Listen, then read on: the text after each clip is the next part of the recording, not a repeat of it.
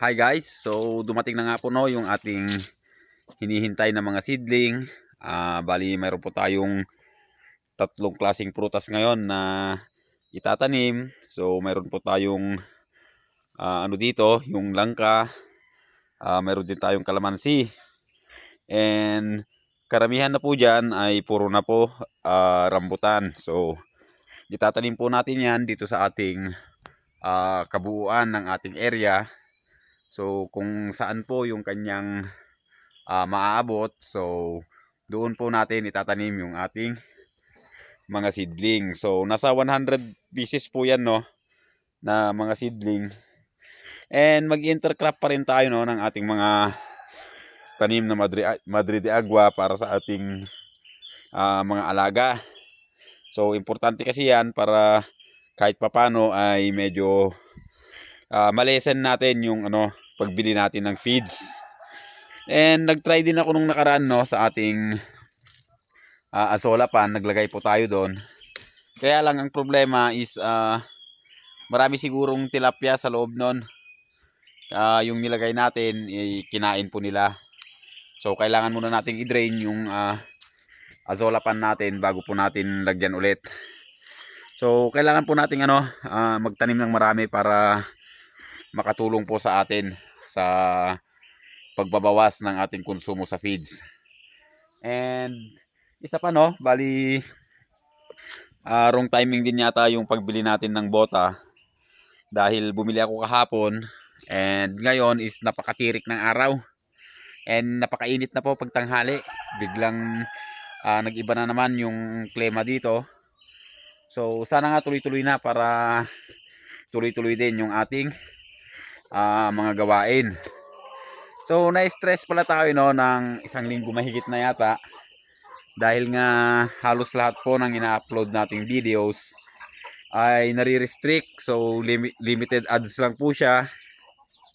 Wala na nga tayong masyadong views, tapos limited ads pa. So hindi po natin alam kung anong problema, kaya hindi tayo masyadong nag-upload sa ngayon. And update na rin po no, sa ating mga alaga. Bali nilabas ko na po yung ating bulik na tandang, and sinama ko po dito sa ating itim na inahin. At napapansin ko naman na medyo mas okay dito yung ating inahin. Hindi siya masyadong lipad ng lipad, and bumababa po siya kasama po ng kanyang rooster or yung rooster natin.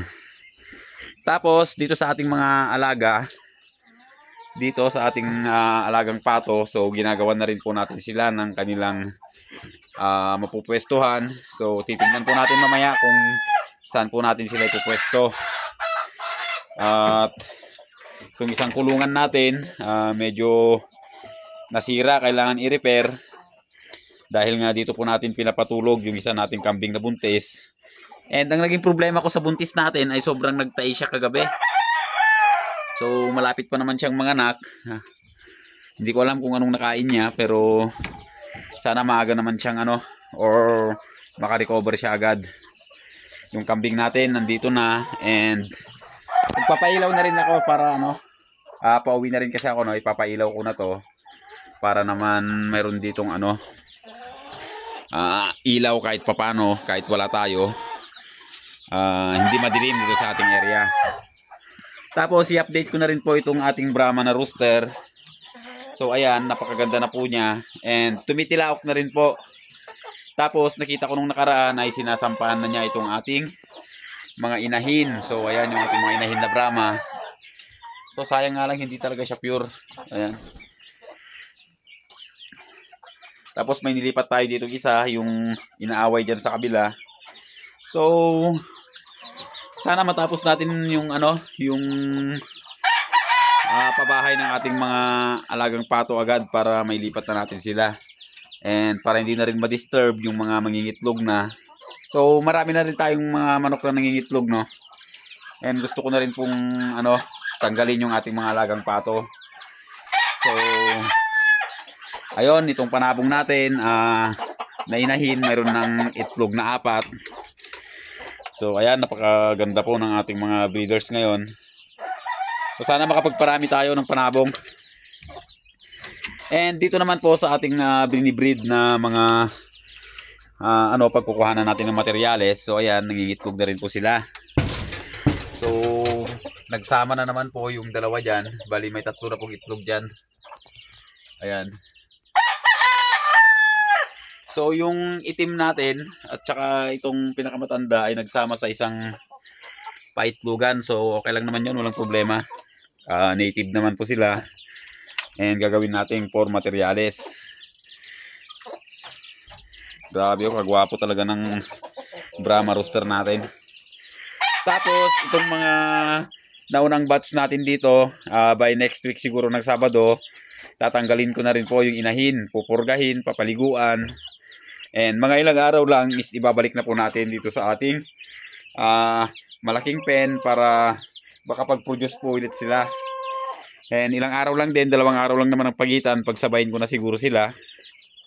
Pero malayong mas malalaki itong anak ng isa, no? May lahi kasing huluano itong ating inahin. Kaya ito kagwapo talaga ng natin, no? Ng ating Brahma. So paparamihin talaga natin to at gagawin nating attraction dito sa ating manukan. So puntahan lang po natin, no, yung ating diyan ginagawa ngayon at ipapakita ko na rin po sa inyo kung saan mismo yung pagtatayuan natin ng pabahay ng ating mga alagang pato. Ngayon dito medyo unti-unti nang lumuluwag at trinatrabaho natin pa unti-unti. Pero 2 araw na po akong nag-focus dito sa ating ginagawang daan. Dahil nga gusto kong... So ito yung ating mga pato na 6. Tatabaan lalaki. So problema ko lang talaga sa kanila is yung ganito. Yun yung hindi ko masyado gusto sa ating mga alagang pato. And ito na po, no, yung ating ginagawang daan. So ayan. Actually malapit na natin may dugtong talaga dun sa ating area. So ito, puntahan na po natin. Bali 2 araw na po ako dito gumagawa ng daanan para naman hindi po tayo mahirapan na pumunta dito sa kabilang area. So luluwagan pa natin to para naman easy lang yung access natin. So kung makikita nyo yung awang na yon, idediretso po natin dyan yung lupa para maging pantay. At luluwagan natin itong mismong daan. So ayan, luluwagan pa natin yan. Pero ang importante muna sa ngayon is gagawa tayo ng access para nga po dito sa area na to. So ayan. So dito po medyo sloopy ng konti yung yung lupa, pero hindi naman siya gaya nun sa ginawa natin ng pabahay ng manok. Mas maganda yung pagkano niya dito dahil kahit naka-slope siya ay maganda yung niya forma ng lupa. So isasagad ko na siguro dito sa ating dulo ng lupa dito. So dito kasi sa mga milina na to, isasagad ko na po dito yung natin, gagawin nating bakod. So ayan. So hanggang doon siguro sa milina natin, doon sa patag na yun na area, hanggang dyan. And hanggang doon sa kahoy na to. So medyo maluwag-luwag yung ating gagawin. And swerte tayo, no, nandito yung mga slab na natira nila noon. So gagamitin na rin natin dito at nang mapakinabangan naman. So hanggang dito siguro yung natin, net natin, paikot doon sa dulo at dulo para kahit na medyo maluwag, para kung sakasakaling dumaming manok natin, pwede rin nating ilagay dito kung sakasakali. And dito sa part na to, yung nakaumbok, lilinisan din natin and balak kong taniman ng mga gulay. So yun po yung plano dyan. And pababa na po tayo, no, dahil ipapasok na po natin yung ating mga alagang kambing. At tayo maagang uwi ngayon, no. So napakarami pa pong slab dyan, no, na pwede kong kunin. Kaya minamadali ko rin na gumawa dito. So, unti-unti po nating maayos dyan. And then sa taas niyan, yon sa may taas ng puno na yan, medyo patag po dyan sa ano niyan, sa taas niyan, pero ilang porsyento lang yung pagkapatag. So, binabalak po natin na dyan po natin ilagay yung ating mga alagang native na baboy.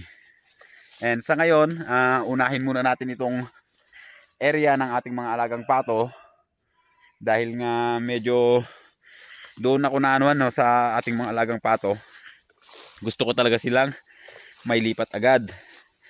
And yung pabahay natin isa doon, dito tayo gagawa ng daan din, paakyat doon.